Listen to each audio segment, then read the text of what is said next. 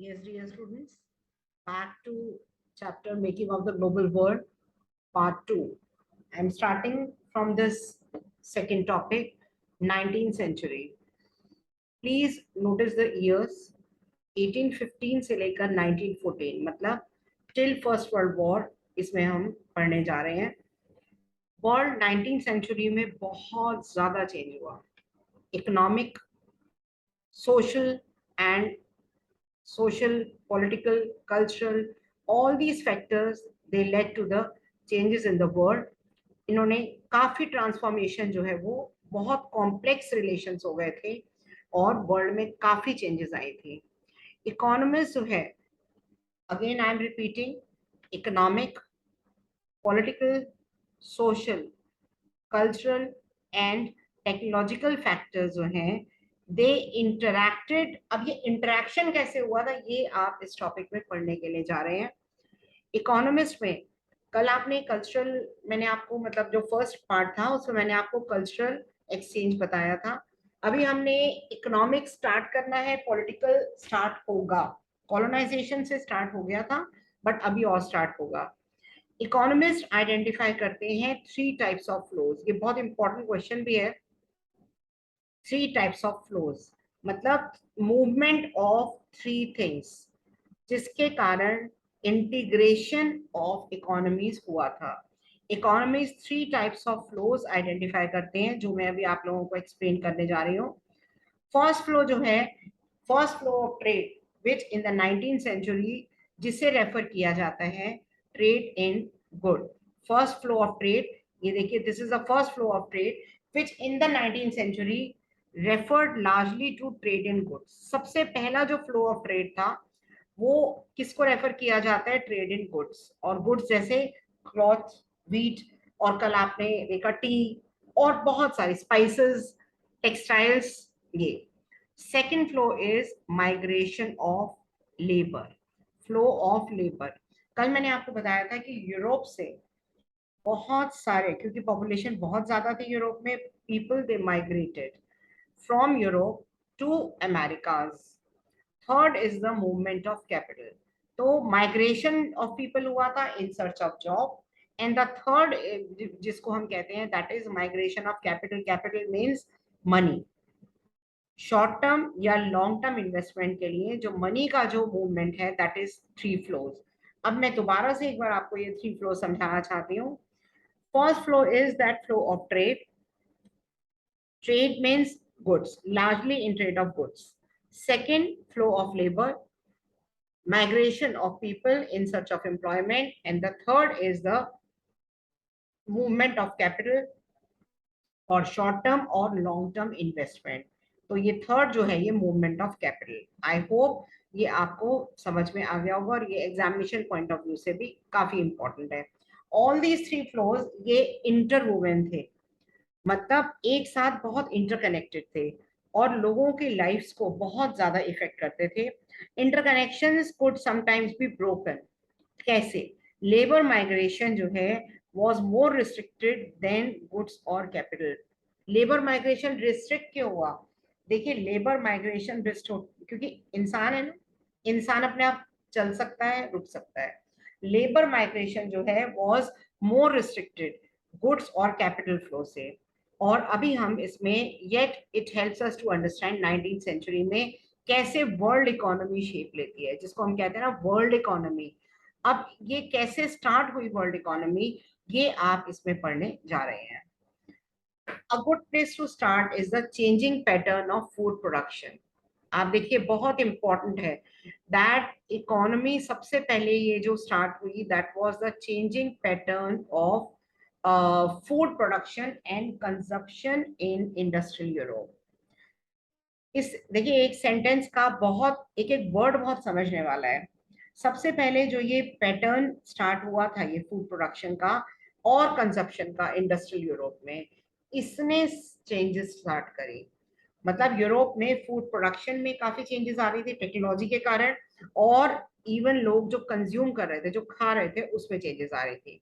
Traditionally countries like to be self sufficient. पहले देखिए सारी क्लोज्ड इकोनॉमीज थी.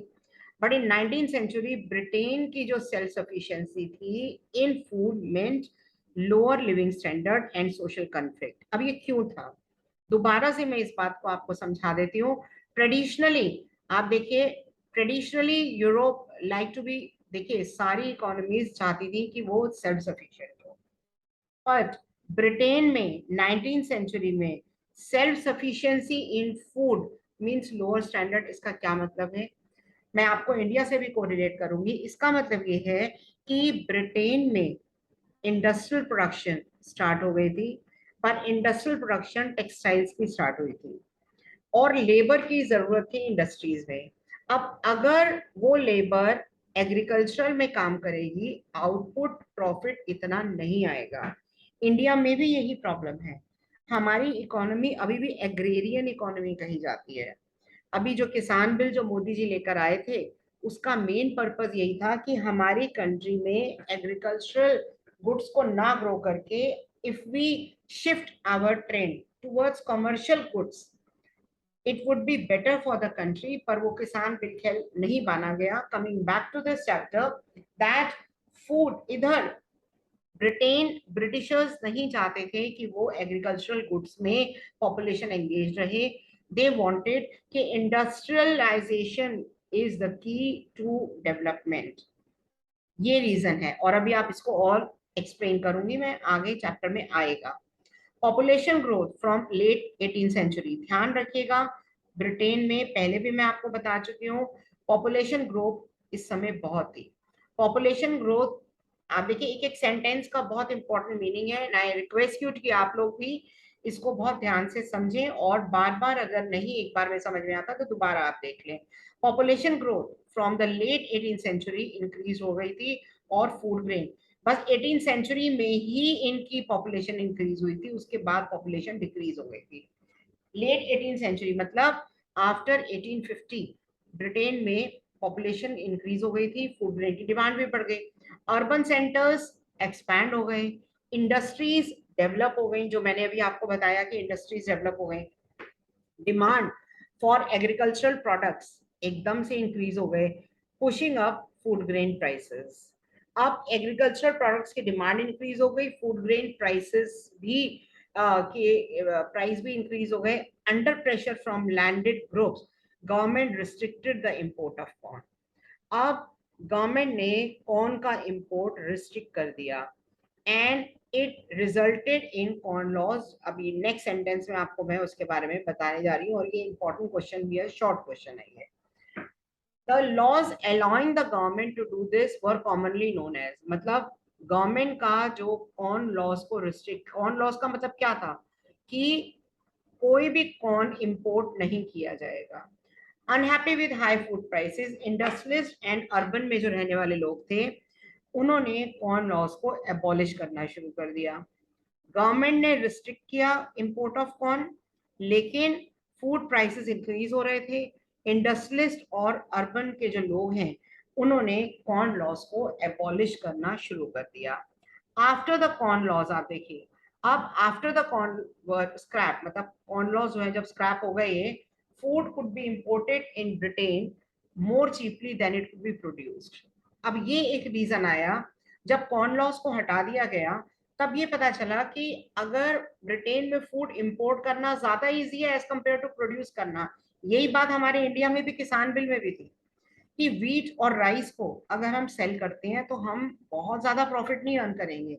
हाँ, अगर हम फ्रूट्स को करते हैं, क्योंकि इंडिया आपको पता है India is a land tropical country है, very good climate India is having for all, climate India का बहुत अच्छा है for growing all types of crop. So if we are growing more fruits, more dry fruits, we will be able to have more money। लेकिन ये बात जो है वो सबको समझ में नहीं आई, मेनली वेस्टर्न जो यूपी के, पंजाब हरियाणा के जो कुछ ये हैं एग्रीकल्चरल माफियाज हैं, ये नहीं समझ में आई। तो यही जो ब्रिटेन में आप पढ़ रहे हैं, यही चीज अगर इंडिया में भी किसान लॉज अडॉप्ट कर लेते तो हमारे किसान काफी हाईटेक हो जाते, हो रहे हैं वैसे, और हाईटेक हो जाते और उनको काफी प्रॉफिट होता। So after the corn laws आप देखिए, बहुत ध्यान देने वाली बात यह है कि कॉर्न लॉज हटाने से ब्रिटिशर्स को पता चला कि इंपोर्ट करना ज्यादा चीप पड़ रहा है as compare to growing agricultural goods in Britain itself. इसीलिए एग्रीकल्चर से हटा दिया गया। वास्ट एरिया जो है अब वो अनकल्टिवेटेड रह गई। Thousands of main and women उनको काम से बाहर निकाल दिया गया। अब वो माइग्रेट होकर सिटीज में चले गए। They flock to the cities. Reason क्या है? आप देखिए 1 मार्क में आ सकता है कि why people they migrated to cities और ओवरसीज। सिटीज में चले गए, गांव से सिटीज में आ गए, ओवरसीज मतलब cross the Atlantic. Across the Atlantic मतलब मैं अभी आपको इसकी क्लास खत्म करने के बाद में मतलब कंक्लूड करने के समय मैं आपको वर्ल्ड मैप भी दिखाऊंगी। They flock to the migrated over the cities और ओवरसीज मतलब अक्रॉस अटलांटिक मतलब अमेरिकाज में जा रहे थे वो लोग। तो ये आई होप कि आप लोगों को बेटा ये समझ में आ गया होगा। नाउ अब फूड प्राइसेस जो है वो डाउन हो रहे थे, कंजप्शन इंक्रीज हो रही थी।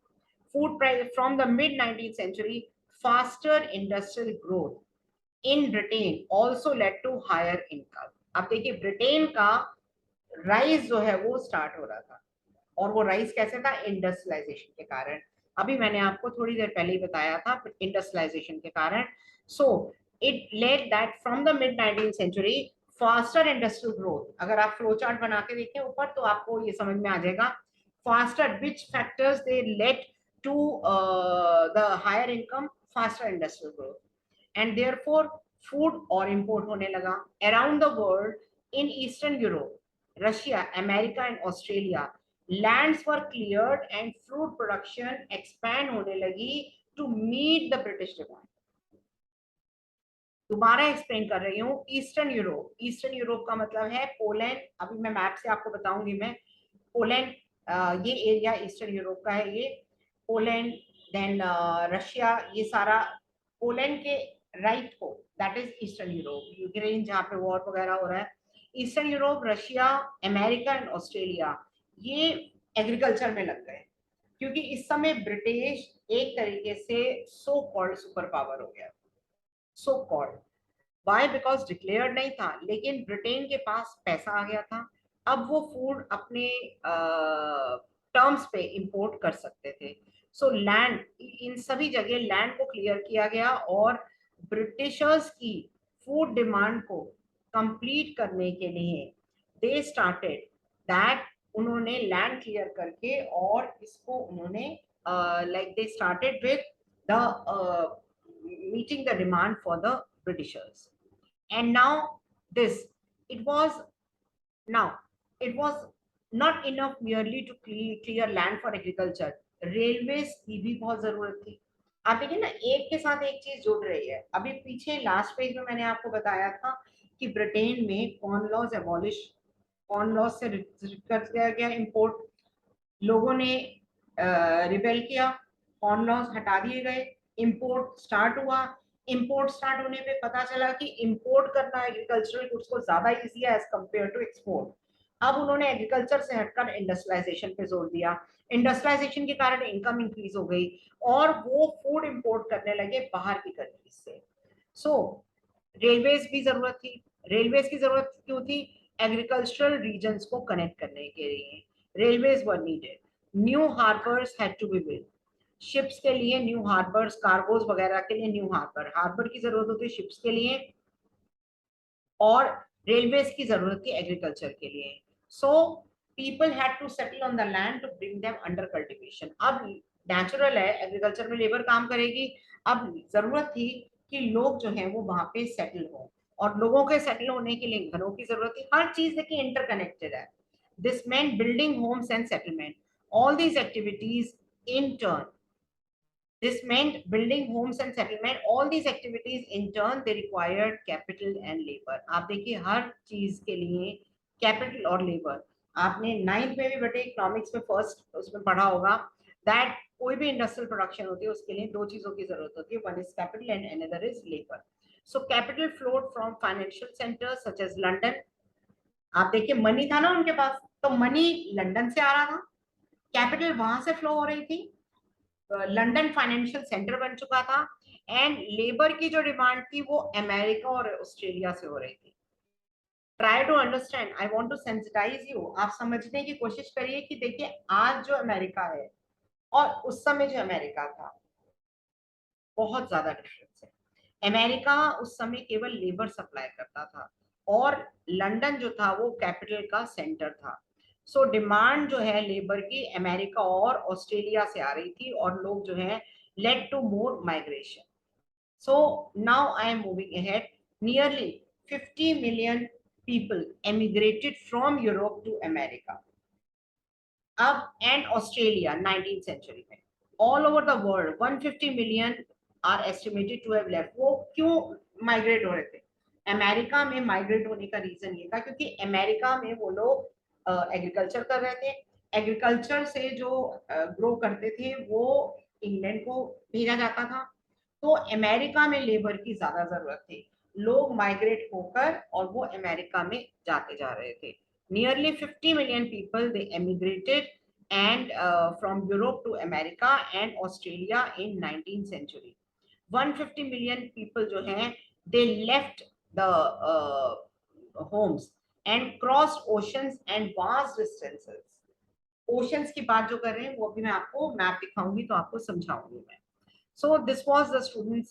ये अभी तक जो था ये आपको आप ये देखिए ये एक पेंटिंग है emigrant ship living for US. आप देखिए लोग जो है वो आप इसमें देखिए बच्चे भी हैं, फैमिलीज की फैमिलीज जो हैं जिनके पास कोई काम नहीं था, खाने को नहीं था, वो लोग बेचारे मतलब अटमोस्ट पॉवर्टी में जो रह रहे थे वो अमेरिका जा रहे थे। और पर्पस क्या था उनका अमेरिका जाने का? पर्पस था वहां पे एग्रीकल्चरल फील्ड में काम करने के लिए। Another picture Irish emigrants waiting to board the ship. आप ये देखिए they are all very poor. Irish याद है आपको? अभी मैंने पिछले उसमें दिखाया था कि दे वर सो पुअर कि वो पोटैटोज ढूंढ रहे थे खाने के लिए। उन्हें पोटैटोज नहीं मिल रहे थे खाने के लिए और वो भी वो मतलब बेकार लेफ्ट ओवर भी ढूंढ रहे थे, उन्हें वो भी नहीं मिल रहे थे। सो आप ये देखिए they are all poor people with their children और वो जाकर शिप बोर्ड करके and they are moving to America जहाँ पे उनको एग्रीकल्चर जो है उसमें काम करने का मौका मिलना था। By 1890s global agricultural economy had taken shape.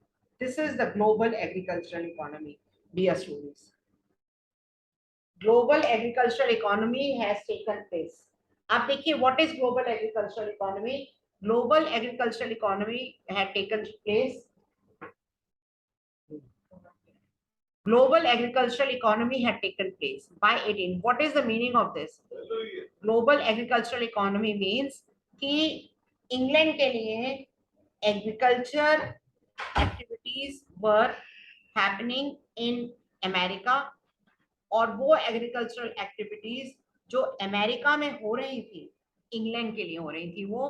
और लेबर एग्रीकल्चरल फील्ड्स में काम करने के लिए लेबर जो है वो इंग्लैंड से और यूरोप से जा रही थी America. So this is that global agricultural economy, ये इसका मीनिंग है। आई होप आपको समझ में आ गया होगा बेटे। Thus by 1890 a global agricultural economy had taken shape accompanied by complex changes in labor movement pattern. Accompanied by मतलब एग्रीकल्चरल इकोनॉमी तो बन गई ग्लोबल एग्रीकल्चरल इकोनॉमी पर बहुत कॉम्प्लेक्स चेंजेस थी लेबर मूवमेंट पैटर्न में, कैपिटल फ्लो में, ecologies, ecology means bio का टर्म है। जहां पॉपुलेशन ज्यादा होगी आप देखिए वहां पे एनवायरमेंटल प्रॉब्लम होगी और भी बहुत सारी प्रॉब्लम होंगी। टेक्नोलॉजी भी इंक्रीज हो रही थी। Food no longer came from nearby village. आप देखिए बहुत इंपॉर्टेंट सेंटेंस है ये। फूड कोई पास के गांव से नहीं आ रहा था, फूड विदेशों से आ रहा था। Food no longer came from nearby village but thousands of miles away. And उसी जगह it was not grown by peasant tilling his own land. वो किसान जो खुद अपनी लैंड टिल कर रहा था ऐसा नहीं था, but by an agricultural labourer worker जो अपनी फील्ड पे काम नहीं कर रहा था पर वो किसी और के फील्ड पे वहां पे एक्चुअली में जॉब कर रहा था। It was not grown bye a peasant tilling his own land, मतलब किसान अपने खेत पे खेती नहीं कर रहा था but by an agricultural worker जो उधर अराइव हुआ है, who was now working on a large farm that only a generation ago had almost been a forest। मतलब वो उस एरिया में काम कर रहा था। प्लीज ट्राई टू अंडरस्टैंड बेटे, एक एक सेंटेंस, एक एक वर्ड, मैं ये नहीं कह रही हूँ कि आपको अपने आप शायद समझने में थोड़ी सी मुश्किल होगी, but try to understand what I am saying. आप देखिए, it was not grown by peasant tilling his own land. जैसे हमारे यहाँ गांव में किसानों की अपनी जमीन होती है, ज्यादातर किसानों की 60 to 70% they are having their own land and they till their own land. But उस समय वो अपनी लैंड नहीं टिल कर रहे थे, एग्रीकल्चरल वर्कर कहीं और से आए थे, कहीं और काम कर रहे थे, और वो who was and they were large farm थी, उसको क्लियर किया गया। वो पहले सारी फॉरेस्ट थी, जंगल था सारा, उसको एग्रीकल्चरल लेवल किया गया और वहां पर जो है वो खेती शुरू करी गई।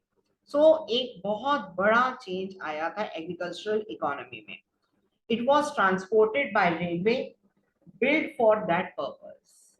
आप मतलब कितना कॉम्प्लेक्स होगा, आपको शायद समझने में थोड़ा सा प्रॉब्लम हो रही होगी। मैं अभी दोबारा से आपको ये चीज एक बार सिंप्लीफाई कर देती हूँ मैं आप लोगों को। एंड ट्रांसपोर्टेड बाय रेलवे, और डेकेड लो पेड वर्कर्स जो है वो कहाँ कहाँ से आ रहे थे? सदर्न यूरोप से, एशिया से, अफ्रीका से, कैरिबियन आइलैंड से। एक बार और इसको टॉपिक को मैं इस पैराग्राफ को ले लेती हूँ मैं। ग्लोबल एग्रीकल्चर इकोनॉमी शेप हो गई थी, पर बहुत कॉम्प्लेक्स थी इकोनॉमी, क्योंकि फूड कहीं पास से नहीं आ रहा था, नियर बाय विलेज से नहीं आ रहा था। जैसे हमारे यहाँ है भाई, कहीं यूपी, हम अगर इधर दिल्ली में रह रहे हैं तो यूपी से आ रहा है खान फूड, या यूपी के विलेजेस से आ रहा है, तो फूड वहां पर नियर बाय विलेज या टाउन से नहीं आ रहा था, थाउजेंड्स ऑफ माइल्स अवे, बहुत कोसों दूर से आ रहा था। फूड ग्रो कौन कर रहा था? वो पीजेंट अपनी लैंड पे ग्रो नहीं कर रहा था, रादर एक पीजेंट कहीं बहुत दूर से आया था और वो एग्रीकल्चर फील्ड में काम कर रहा था, एंड वाज जनरेशन से जो फॉरेस्ट एरिया था उसको क्लियर किया गया, लेवल किया गया, उस पे एग्रीकल्चर हो रहा था। रेलवे बनाई गई, रेलवे जो है वो एग्रीकल्चरल गुड्स को सप्लाई कर रही थी। शिप्स जो थी वो भी सप्लाई लेबर को भी लेकर आ रही थी। लो पेड वर्कर्स आ कहां से रहे थे? They were coming from southern part of Europe, Asia, Africa and Caribbean island से आ रहे थे।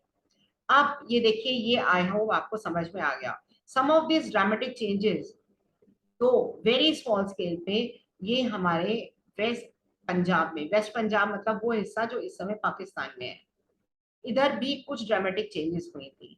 Here the British Indian government build a network, क्योंकि आप देखिए हमने 1815 की बात करी थी, ब्रिटिशर्स इंडिया में आ चुके थे। अगर आपको याद हो, जहांगीर के टाइम पे सर थॉमस रो इंडिया में आ चुके थे, तो ये ड्रामेटिक चेंजेस हो गई थी। एंड तो ऑन स्मॉल स्केल पंजाब में ब्रिटिश इंडियन गवर्नमेंट ने नेटवर्क ऑफ इरिगेशन कैनाल बनाया था टू ट्रांसफॉर्म सेमी डेजर्ट। आप देखिए जो वेस्टर्न पंजाब है वो थोड़ा सा सेमी डेजर्ट एरिया है, to transform semi desert waste into fertile agricultural land. और वहां पे उन्होंने, ब्रिटिशर्स ने व्हीट और कॉटन ग्रो करवाने के लिए ये कैनाल्स बिल्डअप करी। और ये कैनाल्स का, एंड द कैनाल कॉलोनीज, ये बहुत इंपॉर्टेंट है, शॉर्ट क्वेश्चन है। The canal colonies as the areas irrigated by new canals were called, इनको कैनाल कॉलोनीज कहा जाता था। किसको कहा जाता था? Again I am telling you, canal colonies हल्की हल्की चेंज इंडिया में स्टार्ट हो गई थी। पंजाब में, मेनली वेस्टर्न पंजाब में, ब्रिटिश इंडियन गवर्नमेंट ने इरिगेशन के लिए कैनाल्स बनवाई। और कैनाल्स, क्योंकि वो सेमी डेजर्ट एरिया था, उसको एग्रीकल्चरली प्रोडक्टिव कराया। और एग्रीकल्चरली प्रोडक्टिव कराने का पर्पस उनका था सो दैट यहाँ पे व्हीट और कॉटन ग्रो कराया जा सके, not for Indians, not for Indians but for themselves, अपने लिए। इतने सेल्फिश थे वो। And there the canal colonies जो है, ये इन्हें कहा जाता है। So please remember what are canal colonies. Of course food is merely an example, similar story can be told for cotton, the cultivation जिसकी बहुत एक्सपैंड हो गई थी वर्ल्ड वाइड, कि ब्रिटिश टेक्सटाइल मिल्स को, ब्रिटिशर्स का कोई काम भी, माइंड इट, बहुत ध्यान से समझ लीजिए और दिमाग में बिठा लीजिए, ब्रिटिशर्स ने कोई चैरिटी नहीं करी, कभी भी कोई चैरिटी नहीं करी थी। सब चीज बहुत कैलकुलेटिव थे, और उनका हर काम अपने ही पर्पस के लिए था, नॉट फॉर एनी चैरिटी, या कोई उन्होंने ऐसे चैरिटी वाला काम कुछ नहीं किया था उन्होंने। They did everything for their own purpose. आप देखिए, कॉटन भी कल्टीवेट कराई for themselves only. So indeed so rapidly did regional specialization जो है वो commodities की स्टार्ट हो गई. Between 1820 and 1914 वर्ल्ड ट्रेड जो है वो 25 से 40 टाइम्स मल्टीप्लाई हो गया, मतलब इंक्रीज हो गया. 60% ऑफ द ट्रेड जो था it comprise primary product. Primary product मतलब वर्ल्ड ट्रेड में, मतलब सबसे पहले जो था इंडस्ट्रीज नहीं हुई थी, मिनरल्स वगैरह नहीं, पहले कॉटन और व्हीट, इसका ट्रेड शुरू हुआ था. Now I am coming to the next 2.2 topic, that is role of technology. Now what was the role of, अब देखिए अभी तक तो हमने एग्रीकल्चर की बात करी, अब technology. Railways, steamships, telegraph, they were important inventions without which we cannot imagine the transformed in 19th century. आप ये देखिए बहुत important inventions थी, पर इस पे सब पे कंट्रोल अभी आप आगे देखेंगे ब्रिटिशर्स का था. जैसे मैंने आपको बताया ना, अनडिक्लेयर्ड सुपर पावर थी ब्रिटेन उस समय. Railway, steamship, telegraph, they important inventions थी हैं. Technological advances were often the result of large social, political and economic factors. Technological advances जो थे they were often the result of large political, social and economic factor. आप ये देखिए, ये बहुत important है ये लाइन. Colonization ने क्या किया? स्टिमुलेट, एनकरेज किया new investment and imported. Colonization मतलब जो स्ट्रॉन्ग नेशंस हैं उन्होंने वीक कंट्रीज को अपने गुलाम बना लिया. एंड कॉलोनाइजेशन जो है it stimulated new investment and improvement in transport, faster railways, lighter vehicles, larger ships, they help move food more cheaply and quickly also. Now ये देखिए, ये टेक्नोलॉजी का ये स्टार्टिंग है. ये आप ये देखिए, ये आप जो देख रहे हैं, ये मैं पिक्चर आपको बता देती हूँ, समझा देती हूँ. ये दे कैटल वर ट्रेडेड एट फेयर्स. कैटल्स का भी ट्रेड होता था, उनको brought by farmers. One of the oldest life stock market London की है ये, और वहां पे मीट मार्केट है, और उसको भी एक्सपोर्ट करा जाने लगा. रेफ्रिजरेटेड शिप्स होती थी, अभी नीचे आप देखेंगे ये रेफ्रिजरेटेड शिप की है ये पिक्चर, अभी आप आगे में बताऊंगी. The trade in meat offers a good example. Till 1870s animals जो हैं they were shipped from America to Europe and मतलब उनको बड़ी बुरी तरीके से लेकर आया जाता था. दे वर स्लॉटर्ड जब वो वहां पे अराइव होते थे. Live animals took up a lot of shape, मतलब इतना, क्योंकि वो उनको लाइव एनिमल्स को लाना मुश्किल होता था तो उनको बेचारों को काट के शिप में ले जाया जाता था. कई बार तो वो मर भी जाते थे इस वॉयज में, बीमार हो जाते थे, वेट कम हो जाता था, और वो खाने के लायक नहीं रहते थे जो नॉन वेजिटेरियन है उनके लिए. Meat was hence an expensive luxury beyond the reach of European poor. Meat ordinary European के लिए नहीं था, वो बहुत कॉस्टली हो गया था क्योंकि उसका इतना ज्यादा कॉम्प्लेक्स प्रोसीजर था. High prices in turn kept the demand and production down until the development of new technology. तो मीट का जो एक्सपोर्ट इंपोर्ट था वो काफी डाउन हो गया जब तक कि न्यू टेक्नोलॉजी इन्वेंट नहीं हो गई. और न्यू टेक्नोलॉजी क्या थी? Refrigerated ships. मतलब आप देखिए ना, आपने बहुत पुराना प्रोवर्ब आपने पढ़ा ही होगा, that mother necessity is the invention, necessity is the mother of invention. तो यहाँ पे एक के बाद एक चीज की जरूरत पड़ती जा रही थी, इन्वेंशंस होती जा रही थी. Refrigerated ships enable the transport of perishable goods on long distances. They enable the transport of perishable food for long distances. Now animals starting point से ही उनको slaughter कर लिया जाता था. सुनने में आपको भी अच्छा नहीं लग रहा होगा, even I am not liking it, but because the chapter needs, तो मैं explain कर रही हूँ आपको. Animals were now slaughtered for food starting point से, और starting point कौन से थे? America, Australia, New Zealand.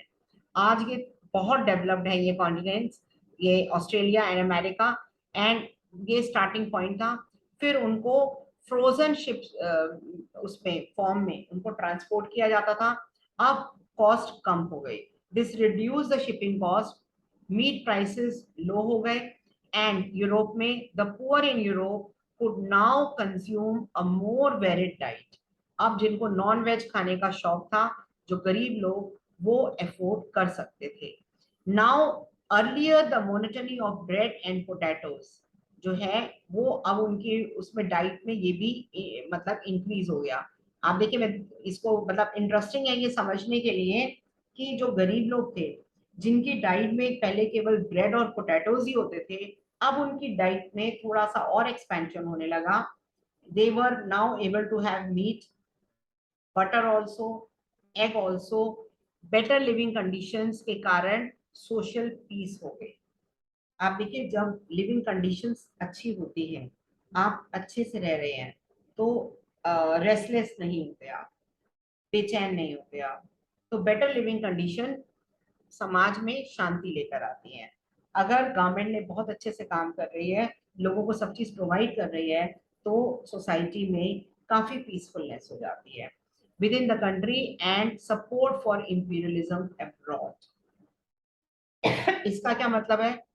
अपने देश में तो सोशल पीस हो गया, अब ये जो गवर्नमेंट है जो अपनी कंट्री में अपने लोगों को सारी चीजें प्रोवाइड कर रही थी, मिनिमम नीड्स प्रोवाइड कर रही थी, now they were looking ahead कि गरीब देशों को कैसे कॉन्कर किया जाए अपने बेनिफिट के लिए, कैसे उनको कॉन्कर किया जाए। Now I am moving towards the 2.3 topic, late 19th century colonization. अब देखिए नेक्स्ट, अभी आपने एग्रीकल्चर पढ़ा, उसके बाद आपने टेक्नोलॉजी का पढ़ा, अब कॉलोनाइजेशन। जैसे होता है ना, अपना पेट तो भर गया, चलो भाई अब बांट दिया जाए। तो इन्होंने बांटने की बजाय इन्होंने दूसरी कंट्रीज को कंट्रोल किया जाए। Now late 19th century trade flourish and markets expand हो गई, but this was not the period of expanding trade, not only the period of expanding trade, increasing poverty. अब ये डार्कर साइड, बहुत darker side है। Many parts of the world, darker side क्या, जो मैंने आपको बताया कि जो अमीर देश थे गरीब देशों को कंट्रोल करने चाह रहे थे। The expansion of trade and a closer relationship with the world economy also meant loss of freedom and livelihood for others, जो गरीब देश थे उनके लिए। लेट 19th सेंचुरी में European conquest produced many painful social and ecological changes through which colonized societies जो हैं they brought into the world's economy। इस सेंटेंस का क्या मीनिंग है? लेट 19th सेंचुरी में कई यूरोपियंस के द्वारा, 5 यूरोपियन पावर्स थी जो कॉन्क्वेस्ट कर रही थी, ब्रिटेन, फ्रांस, स्पेन, पुर्तगाल, ये फ्रांस, ये 5 ऐसी यूरोपियन पावर्स थी जो कॉन्क्वेस्ट कर रही थी। इनके कॉन्क्वेस्ट ने दूसरी कंट्रीज की इकोनॉमी को, लोगों को बहुत पेनफुल टाइम दिया उनको, और उनकी कंट्री में जिनको वो कॉन्क्वेस्ट कर रही थी उनकी कंट्री में बहुत ज्यादा, इंक्लूडिंग इंडिया ऑल्सो, और उन्हें वर्ल्ड इकोनॉमी में जबरदस्ती घसीटा गया without their wish and without their any role.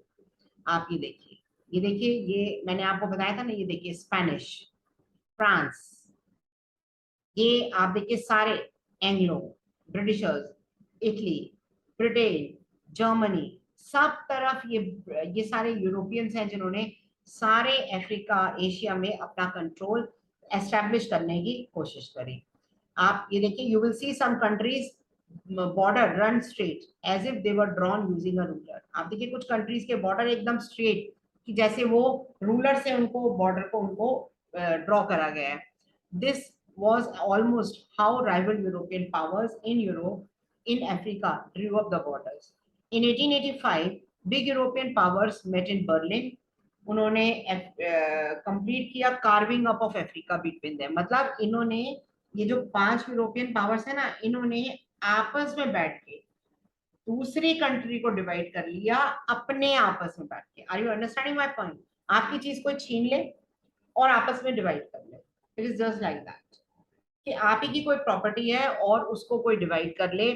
So in 1885 the big European powers, आप देखिए, और उन्होंने यूरोप को कार्व कर लिया। कार्विंग अप, कार्विंग अप मतलब जैसे कोई कोई वाटरमेलन हो जिसको उन्होंने काट के और अपने आप पीसेस में डिवाइड कर लिया। Britain and France made vast additions to their overseas trade, बहुत vast addition. Belgium, Germany new colonial powers बन गए। USA also became a colonial power by late 1890s, and जो यूएसए ने स्पेन से कुछ कॉलोनीज जो है वो वापस ले ली, and so this was all dear students, ये मैंने आज के लिए काफी है इतना आप लोगों के लिए। And now I would like कि आपको एक बार मैं ये एक बार मैप आपको यूरोप का दिखाकर, और उसके बाद फिर मैं आप लोगों को ये मैप शेयर कर रही हूँ मैं आपके साथ में, so that I told you कि मैं आपको इसके मैप को शेयर करके आपको थोड़ा सा एक्सप्लेन कर दूं अक्रॉस द अटलांटिक। आप ये देखिए, this is the world map.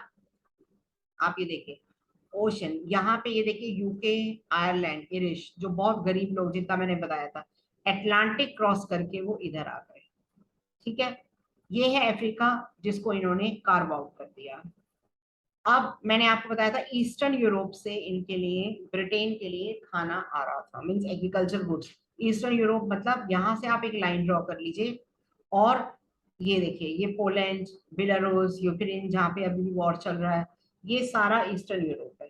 Eastern Europe से food was coming for Britain, मतलब फूड ब्रिटिशर्स के लिए कहाँ कहाँ ग्रो हो रहा था। सबसे मेनली तो it was coming from Americas. Americas means I am including या यूएसए भी, मैक्सिको भी, और साउथ अमेरिका। पीरू के बारे में आपने कल पढ़ा था, आपने मतलब लास्ट फर्स्ट पार्ट में मैंने आपको बताया था। ऑस्ट्रेलिया से भी वर्कर्स जो हैं वो आ रहे थे और एग्रीकल्चरल हो रहा था ऑस्ट्रेलिया में भी। ऑस्ट्रेलिया, यूएस, अमेरिका, इन सब जगह एग्रीकल्चर गुड्स जो है वो ग्रो करी जा रही थी for India. So students, now I am concluding this class, और प्लीज आप लोग लाइक करिएगा, सब्सक्राइब करिएगा चैनल को ज्यादा से ज्यादा, अगर नहीं किया है अभी तक तो। एंड इसको बार बार आप एक दो बार देख सकते हैं, अगर आपको जब भी नहीं समझ में आए उसको पॉज करके देखिएगा वीडियो को मेरे।